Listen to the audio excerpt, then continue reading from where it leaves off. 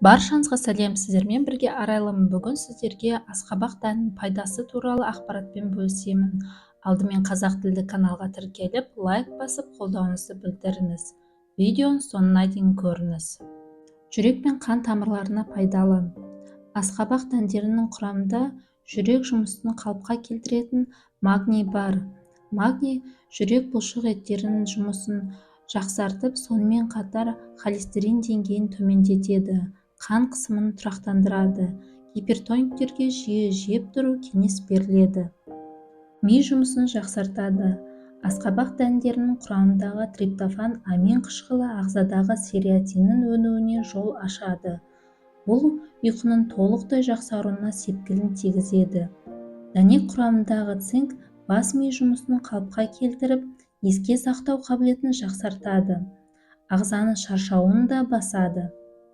Ішек үшін пайдалы. Дәнектердегі жас ұнтақ ішек жұмыстарын белсенді етіп босата алады. Іш қату қиындықтарына тап болған оқырмандарымыз үшін күнделікті тағамына асқабақ дәнін қосу кеңес береміз.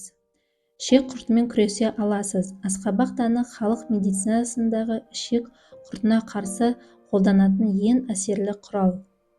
Вестибулярлық аппарат үшін теңіз ауруына шалдыққан науқастарға асқабақ дәні ауадай қажет. Олар қатты ауытқу кезінде пайда болатын жүрек айнуын басады. Жүкті әйелдерге жүктіліктің ең алғашқы айларында маза бермейтін жүрек айнуымен жақсы күресе алады.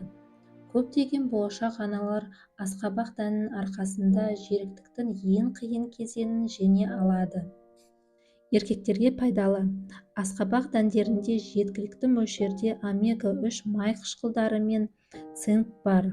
Олар еркектердің ағзасындағы темір деңгейін бір қалыпты ұстап тұруына көмектеседі.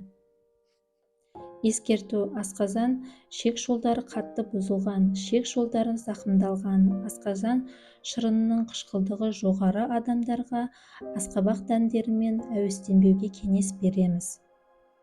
Бүгінгі ақпарат сіздерге пайдалы немесе қызықты болса, каналыма тіркеліп лайк басып кетіңіздер. Сіздермен болған арайлым. Қош сау болыңыздар.